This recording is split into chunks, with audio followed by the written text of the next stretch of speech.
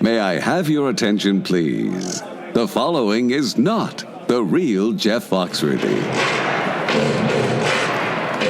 If you know darn well that flailing and swatting at bees only antagonizes them, but you realize you did it last week anyway, you might be a beekeeper. If you ever address a queen bee as Your Highness, you might be a beekeeper. If you have ever made up a joke that begins an Italian, a Carniolan, and a Russian walk into a bar, you might be a beekeeper.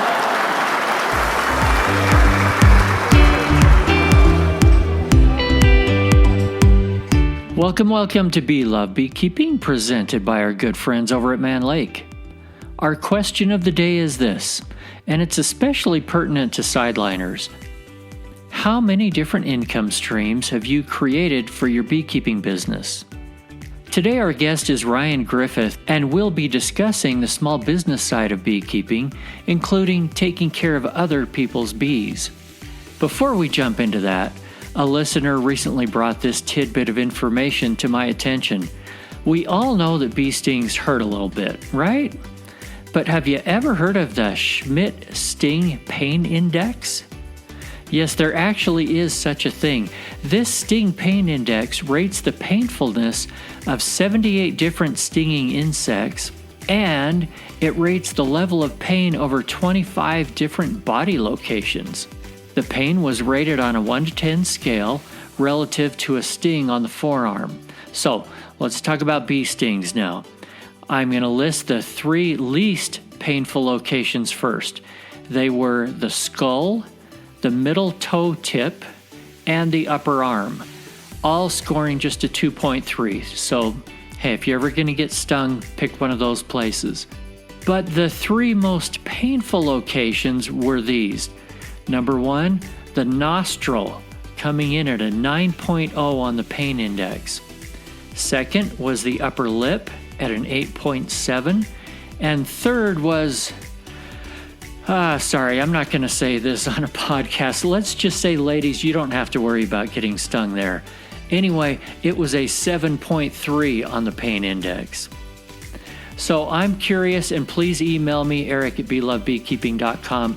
Let me know your thoughts. Have you found more painful or less painful places? And go ahead and take a guess at which insects have the most painful stings. It's not a honeybee. Now, let's head to Connecticut for our discussion with Ryan. I'd like to welcome our special guest today to the show. We have Ryan Griffith coming to us from Connecticut. Hey, how you doing, Ryan? I'm doing good. How are you? Good. What's the name of your farm and apiary up there? My farm's name is Neckers Farm, Neckers Farm. We're out of Branford, Connecticut. We're mostly honeybee management and honeybee rescues, but we also specialize in mushroom growing. Okay, Neckers Farm, does that have anything to do with teenagers in the backseat of a car? No. So I live in an area called Indian Neck in Branford, Connecticut, and anybody that grew up here like I did, we're known as Neckers. We have an adjacent area that's called Stony Creek, and everybody's known as Creekers. So it's basically homage to the locals where I live. So the Neckers and the Creekers, it's like the Bloods and the whatevers. We actually go around the bonfire and have fun together. Oh, good. So it's never a competition. So it's a good town to live in.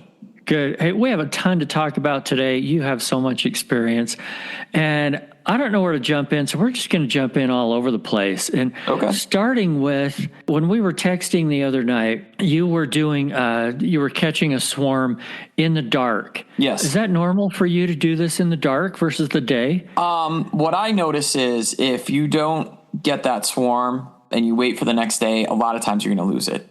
So it's better to take care of something now instead of putting it off for tomorrow, because it might not be there tomorrow. I do a lot of them, unfortunately. A lot of them are usually angry. The one I did the other day, fortunately, was very peaceful, and I did it without a sting.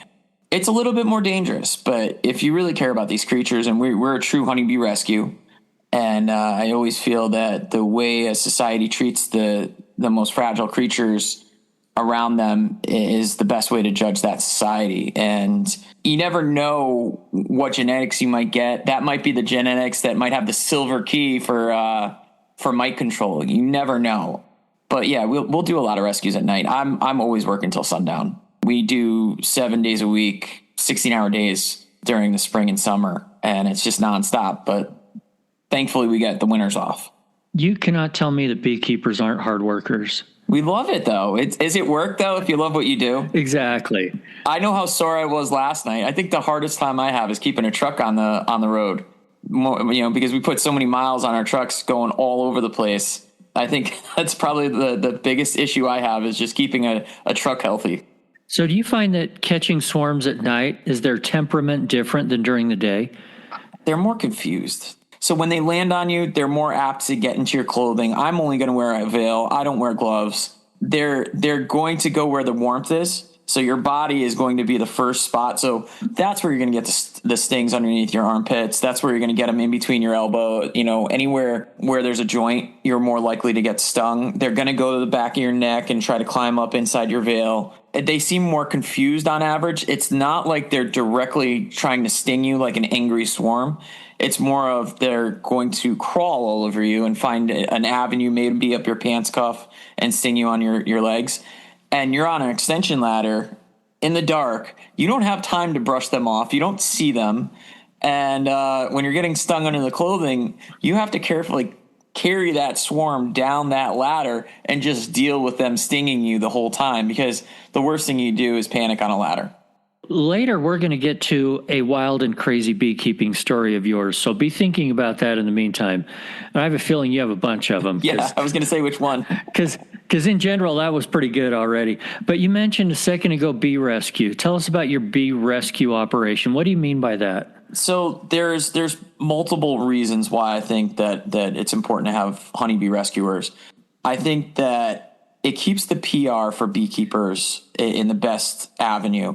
Nothing is worse than having a neighbor that is head set on ruining your dream of being a beekeeper. They'll go to the local legislation. They'll talk really loudly. If their kid gets stung by a bee, swarm management is, I think, the second most important thing for backyard beekeepers next to mite management. I think that rescuing the bees isn't just close to my heart where, I am trying to make sure they have a good home instead of living in a house and basically dying off. We all know that if you leave a colony out in a tree or in somebody's house, they're more than likely going to die off. They might have that rare genetic code where they're mite resistant and they're able to survive. But I think it's good to have several honeybee rescuers in every single state to basically lessen the avenue where everybody's against the beekeeper. I notice a lot of people have been seeing in the last 10 years where somehow beekeepers have become somewhat of a villain in certain groups. And by rescuing these bees, by getting them on the tree before they make their way in a house, by being available to get them out of the house, it puts a lot of people at ease. I'd say the most panicked I've ever seen a human being is when they have 10,000 bees coming down their chimney and they're in the middle of the living room and they have small children in that house. I've seen more people hyperventilate, and part of my job is also to calm those individuals, getting them to relax, telling them, listen, they're going to go to the windows, they're going to go to the lights. Put shoes on, you're going to be safe. They're not interested in you. They've crashed into your house. This is a very chaotic thing. Calming down the people sometimes is the best skill that I have, and getting them to realize that we're going to get through this. I really think that having individuals on our side is the most important part of beekeeping right now. That's a great point. Especially for the backyard beekeepers. And calming those individuals can calm the bees a little bit as well. Absolutely. They know they can sense our pheromones. You could tell an angry person when they come to your house when the bees are right in their face. I have a 9, a 7, and a 5-year-old that are walking up and down my driveway every single day, and they're riding their bikes down the driveway. There could be 30 beehives just in my driveway alone. And obviously there's a ton in the backyard and whatnot. My kids will walk right past it. They don't even pay attention to the bees anymore. They'll notice them. If they're getting a little agitated, obviously they'll take pause. But I think it's always funny when somebody from the town has to come by or somebody's grabbing honey, and my 7-year-old will go right up to them by the hand. Oh, don't worry about it. Just walk with me and you're safe. And they'll bring them right to my door. I absolutely love that she has the skill set to be so confident to just go right up to another adult, bring them down right to my front door and say, listen, they're not that dangerous. And I think except for sick bees and certain genetics, most bees are very peaceful. They're herbivores. They're meant to be peaceful. If you're not messing with them, they're going to remain peaceful. And I always say that 9 times out of 10, if you have angry bees, it's on the beekeeper. And that's what I've noticed over the years. We do a lot of rescues, so sometimes we have to change those behaviors over a couple generations and show them that we're there to feed them, we're there to take care of them, and we mean no harm. But usually I could turn a colony around if you do the right avenues. I've had really angry queens that I've turned to somewhat peaceful queens. So is this a full-time business for you? Yes. Yeah. It's 7 days a week, 16-hour days during season. We look forward to the rain days sometimes so I can get a little bit of sleep. But even then, if it's after June, we're jarring honey, we're labeling honey. We have around 50 customers that have private apiaries that we manage full time. They will pay us to inspect the bees, pay us for the colonies, and pay us to jar their honey, label their honey.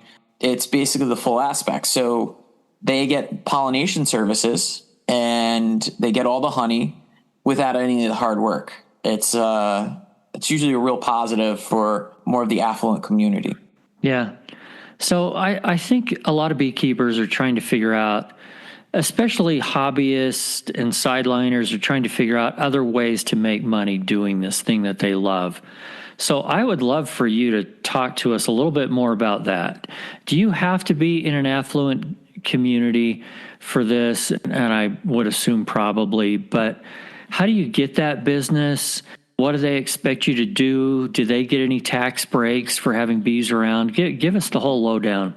So in the United States of America, particularly like solar fields, they have to have a certain percentage of agriculture. So that's one avenue right there.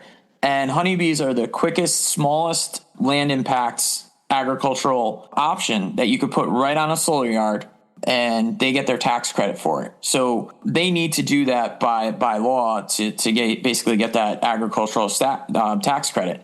If you get into it with some of the solar companies, they might put you in the right position to do that for them, and they'll pay you for every inspection fee and whatnot.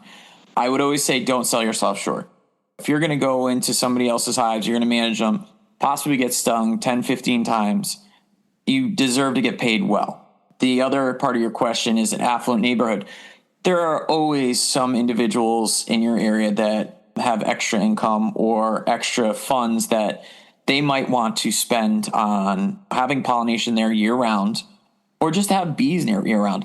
I can't tell you how many clients I have that will put a chair right in front of their bees and just watch them during their morning coffee. Beekeeping is extremely therapeutic. I have individuals that got out of the military and they have PTSD, and they say that this is one of the things that really soothes them. It's very rhythmic. The sounds from bees, the movement from bees, it's very calming.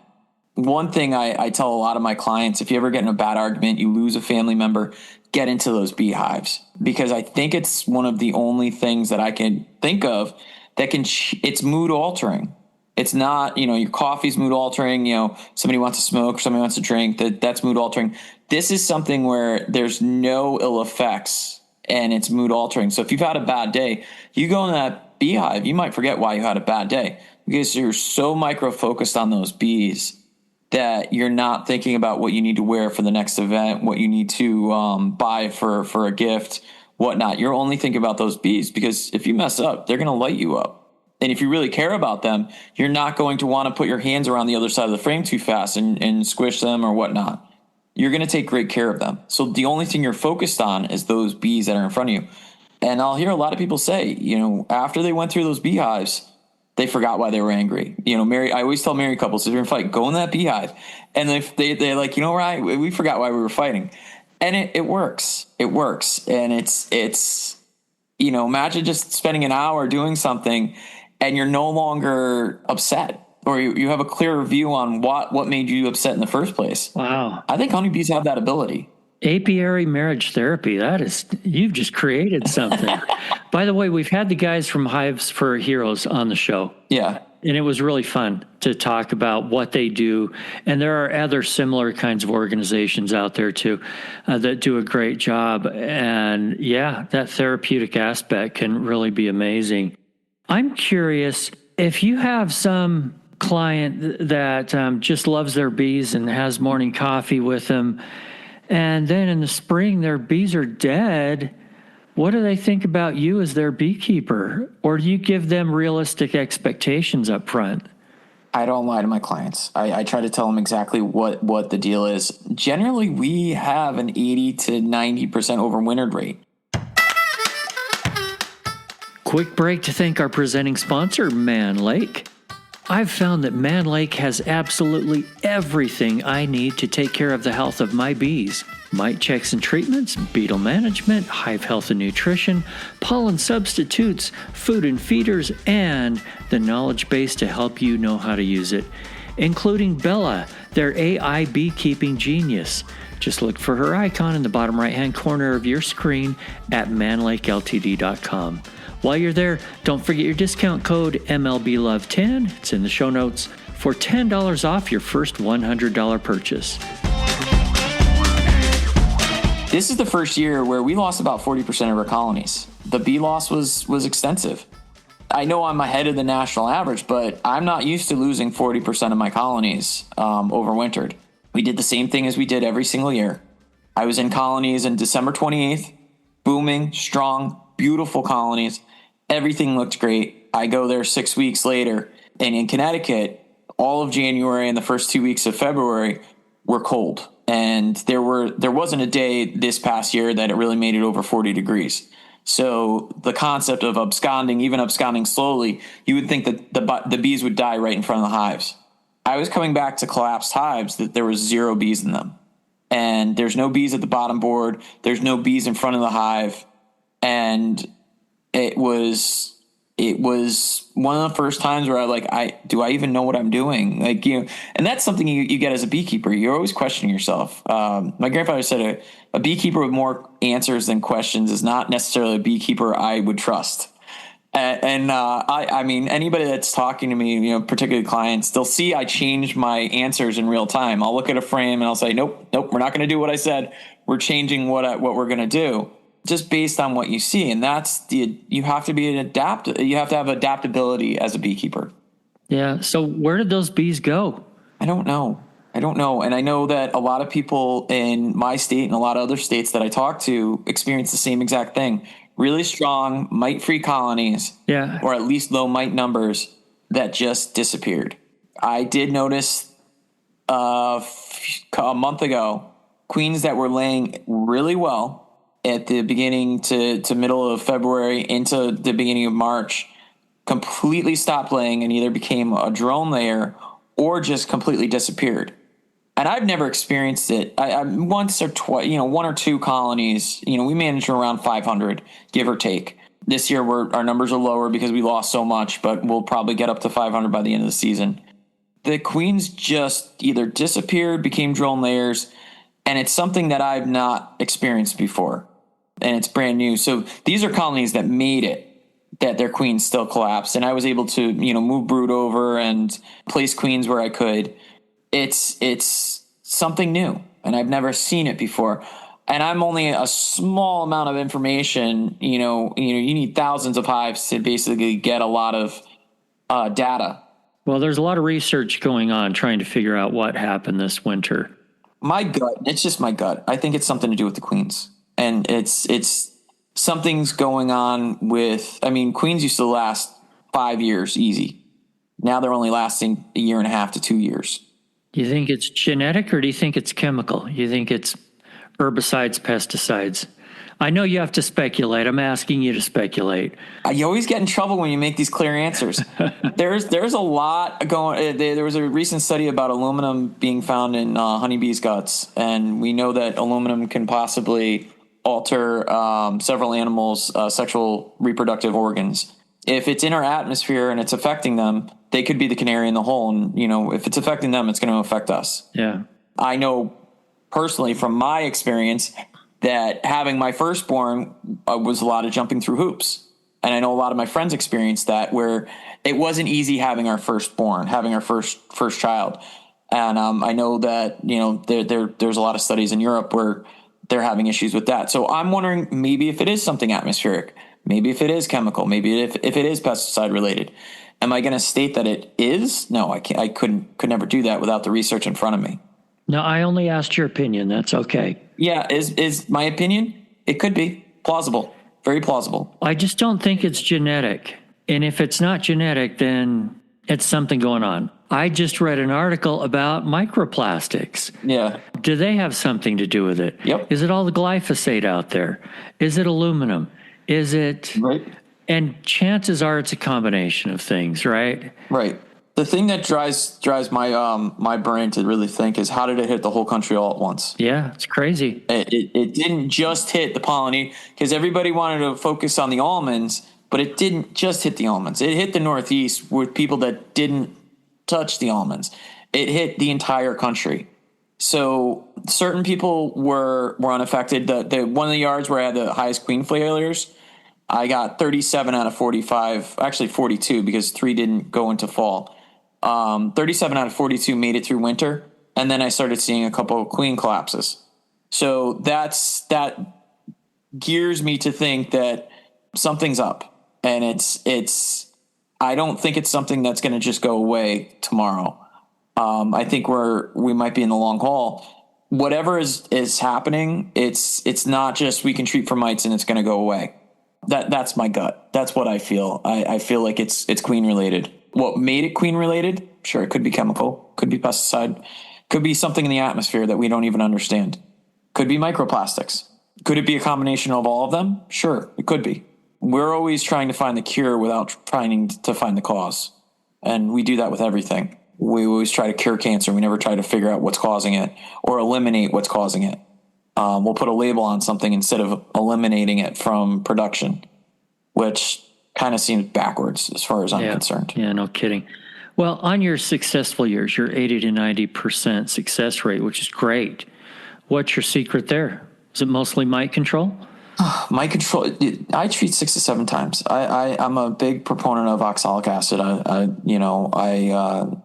love reading what Dr. Randy Oliver puts out. I think he's a great resource for anybody that really wants to get good at beekeeping, because he doesn't give his opinions. He just gives you the data, and he lets you come up with your own opinions. And I think that's the best way to approach it, because we all know beekeeping is regional. You could have certain pollens in your area that will create stronger bees. You could have certain pollens in areas that will make weaker bees. Everybody knows if you send bees to blueberries, it's going to possibly weaken the colonies a little bit. And I guess that's because of the acidic in the soil, or that might translate into their pollen. Everything's regional. So I love reading, a lot of his stuff, because that's just straight facts, and I can implement them or not implement them. I think that mites are, I want to say, easy when you get on a regimen, and you also have to keep testing, because I believe mite drift is a real thing. If a colony collapses near you, guess what? All those mites, as your colonies are going to rob them out, you can go from 0 out of 100, mites to 10 or 15 out of 100 in a day. That's a real thing. One thing I noticed out of rescues is particularly dead outs. When I go to a colony that died in somebody's house, you'll see where the mites were chewing out of the dead pupa, and they're still alive after the colony collapses. So that's telling me that, when this hive is getting robbed out, they're just going to hitchhike right onto those bees. And if it collapsed because they have something like a 60 out of 100, 60 mites per 100 bees, that's a high infestation. And if that's immediately getting robbed out, all those mites are going to your hive. So you could do everything right and still collapse on mites. I like to treat 6 to 7 times I like formic acid. I like oxalic acid. Once in a while, we do use thymol based, but those are pretty much our regimen. We try to stick to organic, and I'm not saying go either way. I tell people what the options are. I'm organic. If my customer doesn't want to be organic, that's their choice, and I'm not really going to push it on anybody. That's just my choice to be organic. Yeah. Hey, tell me more about your business model. Give people other ways and ideas of how they can make money doing what they love. Well, you got to think outside the box. The Save the Bees has been a big slogan, and it was really about our native pollinators. I'm not going to say honeybees hijacked it, but we got to the point where we keep talking about how our native pollinators are in dire straits or even becoming extinct in some species. We don't have the numbers anymore to basically cover pollination throughout the country. And that's more than just the food we grow. That includes all the trees that are in our environments. And honeybees quickly bring a pollinator into your backyard that can basically pollinate a lot of the trees that people don't even think about. I'm sure when, I forget what tree it was, when the dodo went extinct and the tree that they used to produce, they didn't even think about that tree until 20, 30, 40 years ago later when they stopped seeing saplings. It wasn't something that they originally thought of. When you bring honeybees onto a property, you're bringing pollination. You're bringing it to the maples, the oaks, all the other wonderful trees that we have in our area. So if you can sell that to your customers, you're being honest. You're being truthful. We don't have the native pollinators anymore. This is a pollinator. Do you want to pollinate the trees on your land? Do you want to keep your ecosystem healthy? Do you want to feed the birds? This is a box that creates 2,000 dead insects a day that can feed a ton of birds in your area. That could be a little bit morbid to some, but it's the truth. Who hasn't seen the catbird sitting in front of the hive just picking off one after another bee? And, that might be their only food in that area. You walk around sometimes and you see nothing flying in the air. Putting bees on other people's property can be profitable if somebody's willing to take care of them. And there needs to this war against native pollinators against honeybees. I just found is kind of ridiculous. They've coexisted since Jamestown. There was never really a big issue until we started using a lot of pesticides. We need a pollinator in our environment. We have one. It's called the honeybee. It's a great pollinator. It works. If somebody wants to privately own them on their property, you can sell them the bees. You can sell them the gear. You can sell them your maintenance services. And they're provided with something that is going to be pure magic on their property. I'd say don't sell yourself short. I would say if you're brand new at this, you deserve $50 an hour right off the rip. Beekeepers are struggling right now to sell honey, to sell products, because it's a lot of influx of foreign honeys, particularly in our country, and a lot of it's funny honey. I mean, how many times have you gone to a market, you've tried honey, and you said, nope, that's not honey? I've done it more times than I could count, and you wonder how they can get away with it, but you're also not the person that's going to call anybody out. But when you have real honey, it's got a taste complex of 20 seconds where it's ups and downs, spicy, and there's floral in it. I always say the word it's magic in your mouth, Yeah. And it keeps you healthy, and it's medicine. Oh, absolutely. That's why I got into it in the first place. We have doctors in our town that are actually prescribing honey for the flu. Yeah. It works. I mean, it does all kinds of good things. I got into it for the allergy deal. Yeah. Yeah. And it works. Speaking of funny honey, there is a particular chicken restaurant chain that's been around in this country and all over the world for decades. And if you go in and you get one of their nice biscuits, and then you go over to the condiment shelf, and they have what they call honey flavored spread or something like that. Okay, there's an extreme example of what you're talking about. Absolutely. Compared to real life good honey. And once you eat real honey, you can't go back. We could probably talk for hours about how you take care of clients. We're not going to run out of time before then. But I have one question. Do they expect some kind of a really beautiful hive, or do you throw old boxes on their property, or you know what I mean? Depends on the client. Yeah, okay. I have yards that should be in magazines, that could be in magazines. I have yards of clients that I can't take pictures of because they're very, very private and they don't want any pictures on the property. I have yards that have a $10,000, electric fence. We have a lot of bears where we live. It depends on the property. I also have people that want the used box. Give me the old stuff. And that's fine. I'll be there, and I have one yard where I have 6 different hives there that are each painted in a custom Easter egg color. And it looks like 6 Easter eggs Easter egg hives that are right on a hill. It depends on your customer. And if you're going to be a salesman of putting bees on somebody's property, you have to work with what they like. I don't like gimmicks. I can't stand gimmicks or snake oil salesmen, but I will cater to aesthetics. So if somebody needs a specific aesthetics, a certain type of hive stand, I will definitely make it happen. I try to gear them away from certain types of gimmicky hives that are for other countries. And I'm sure you've heard it 100 times. I don't want to mention the name, but where it's easy extraction and the people love it, and it has the cheap little wood parts, and it's not made for overwintering. I just say, just keep it simple. Langstroth is or top bar. I prefer Langstroth 100 out of 100 times. Some will come out there and look at the hives with me. Some will just do it once or twice and say it's not for me, and I take care of it 100 times. Some I don't even talk to. Some they just you bill them and they basically pay the bill, and you never even see them or hear from them. It all depends on each individual. We all have individual personalities, so you can get clients from all different spectrums. Once you get the ball rolling and they talk to their friends and they say, "Oh, we got a really good beekeeper," you're going to get business through word of mouth. You're going to have a good overwintered percentage.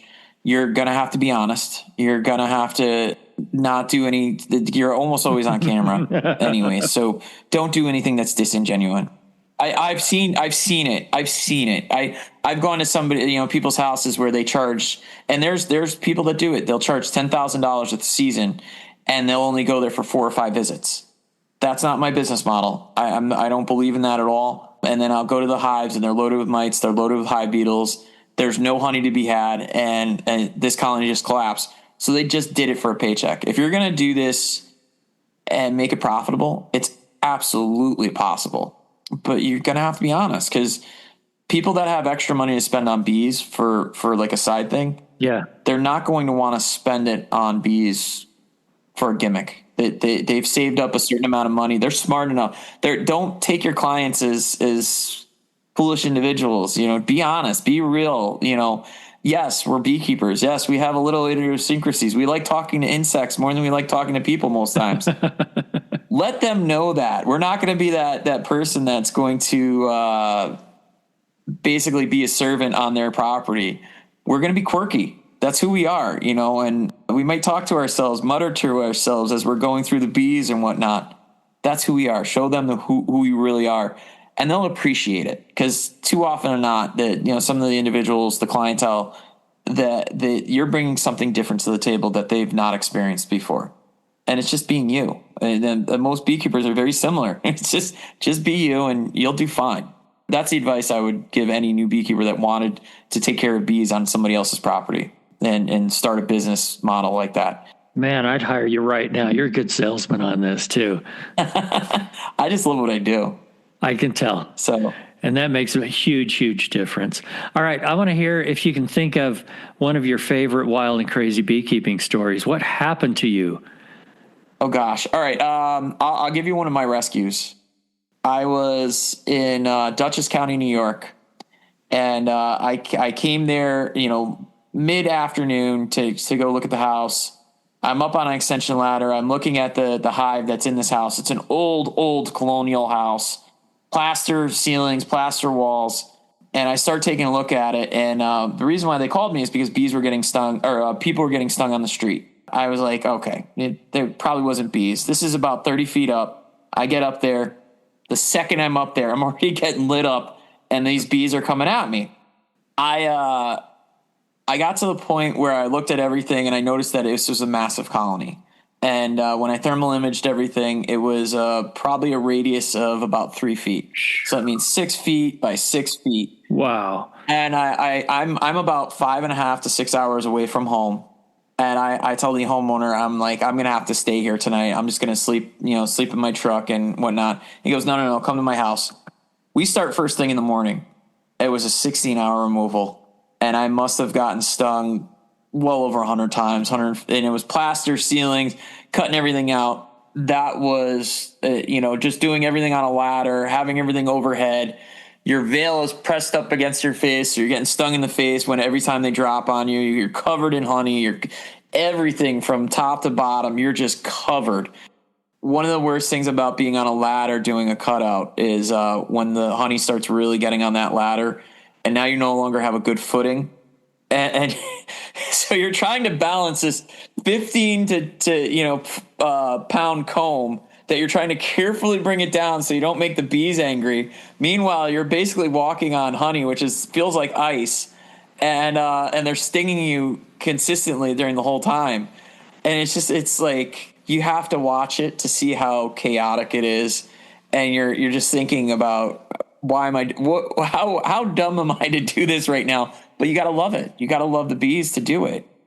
If I didn't have that love there's no way anybody else would do it. If you don't have the love for bees, what would you be doing? Getting stung 100 times, covered in honey, sticky, and then the plaster dust is getting in between your joints. So it's just scratching everything. I've probably been up 80 feet up a pine tree collecting a swarm. And I would say that the cutouts are far worse, far more dangerous. You're 80 feet up a tree and you feel that branch creak underneath your foot and you're like, oh man, then here it is. This is the last one. Then you have a certain sense of calm when you finish. That's success. When you rescue that colony and you have the queen in your hand and you see all the bees, even if they were just angry and a bowl full of vinegar, you get that colony to basically reproduce and they get a second chance. That makes it kind of worth it. It makes it, I told you earlier, we rescue snapping turtles. We rescue birds. I was feeding birds in high school. I'd get up every 2 hours just to feed a baby bird with a dropper. It makes it worth it when you do a release or if you rescue those animals, because even if they just look back for a second, even if they don't look back for a second, you feel like you did something. And you don't know what that snowball effect is down the road. But yeah, I could give you hundreds of stories of rescues that were kind of awry, so you're only supposed to go up about 4 sections of a staging. I've had many where I'm 6 sections of staging up the side of the house and we're not tied into the building.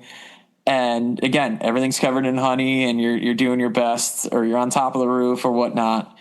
And you gotta have a little bit of crazy in you, I guess. But at the same time, love what you do. Well, you got to love the bees. And Ryan, you love the bees. I do. You're willing to risk your neck for the bees. Hey, thanks a ton for being with me on the show today. I'm going to have you back sometime. You've been a delight. All right. Well, I was happy to be here. Thanks again for joining us here on Bee Love Beekeeping, presented by Mann Lake. Remember right now to follow or subscribe and share this podcast. Also, a quick shout out to Vita Bee Health for their support. Vita's varroa control range of products includes Apistan, Apigard, and now Viroxan, extended release oxalic acid strips. Thanks, guys. Enjoy spring, everybody. Enjoy your bees. And remember, if you're not just in it for the honey or the money, you're in it for the love. See you next week.